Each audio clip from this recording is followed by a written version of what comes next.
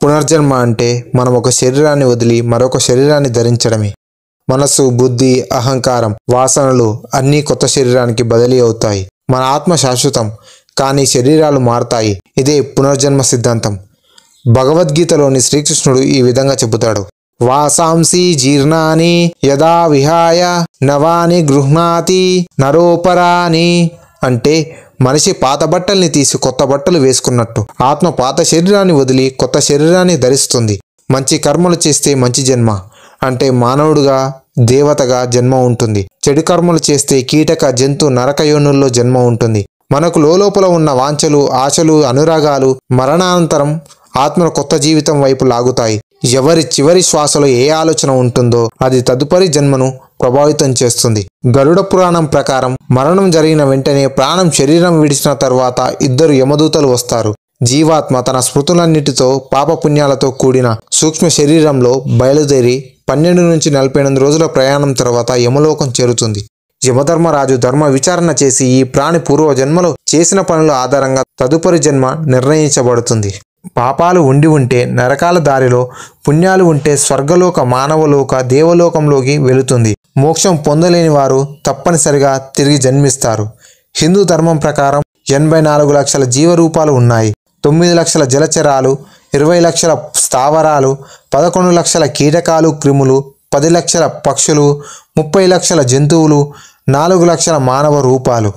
ఒక జీవి తన కర్మ ఆధారంగా ఈ రూపాలలో ఏదో ఒక దానిలో పునర్జన్మ పొందుతాడు.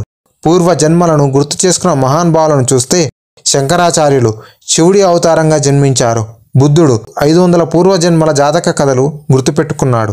శ్రీ రామకృష్ణ పరమహంస, ఆయనకు చిన్నతనంలోనే పరమాత్మతత్వంపై జ్ఞానం కలిగింది. శ్రీ యోగానంద ఆటోబయోగ్రఫీ ఆఫ్ ఏ యోగిలో పునర్జన్మ గురించి చాలా వాస్తవాల్ని వివరించారు. మన ఇండియాలోని కొన్ని నిజమైన పునర్జన్మ కేసులు చూస్తే ఢిల్లీలోని శాంతిదేవి 4 ఏళ్ల వయసులో తన పూర్వజన్మ భర్త, కూతురు, పట్టణం గురించి వివరించింది. విచారణలో నిజం నిరూపించబడింది. రాజస్థాన్లోని బాలుడు తను గత జన్మలో వ్యాపారిగా ఉండేవాడిని చెప్పాడు. తాను చనిపోయిన విధానం కూడా వివరించాడు. అయితే నిజానికి ఎవరికీ కూడా తన పూర్వజన్మ గుర్తుండదు. దానికి కారణం మరణ సమయంలో స్మృతి నాశనం జరుగుతుంది. కొత్త శరీరంతో పుట్టినప్పుడే కొత్త బ్రెయిన్ వల్ల పాత జ్ఞానాన్ని మర్చిపోతుంది. కేవలం కొన్ని శక్తివంతమైన ఆత్మలు తీవ్రమైన ఆశయాలు, పాపం లేదా పుణ్యం వల్ల కొన్ని సందర్భాల్లో గుర్తుండవచ్చు. అయితే ఈ పునర్జన్మ చక్రం నుండి బయటపడాలంటే భక్తి మార్గంలో భగవన్నామస్మరణ, భగవత్ సేవ, పూజ, శ్రద్ధతో జీవితం గడపటం, జ్ఞాన మార్గంలో ఆత్మజ్ఞానం పొందడం, కర్మయోగం వల్ల అంటే నిర్లోభంగా, ఫలాసక్తి లేకుండా కర్తవ్యాలను చేయడం వల్ల మోక్షాన్ని పొందవచ్చు. భగవద్గీతలోని ఒక శ్లోకం చూస్తే యహ అంతకాలేచ మావేవా స్మరన్ ముక్త్వా కలేవరం, అంటే ఎవరైనా మరణ సమయాన నా జ్ఞానంతో శరీరాన్ని విడిచిన వారు తిరిగి జన్మించరు. పునర్జన్మ అనేది మనిషి జీవిత చక్రంలో భాగం. కర్మ ప్రకారమే మానవుని తదుపరి జన్మ ఉంటుంది. మానవ జన్మ ద్వారానే మోక్షం పొందే అవకాశం ఉంటుంది. ఈ జీవితాన్ని ధర్మబద్ధంగా భగవద్భావనతో గడిపితే పునర్జన్మ చక్రం నుండి విముక్తి పొందవచ్చు.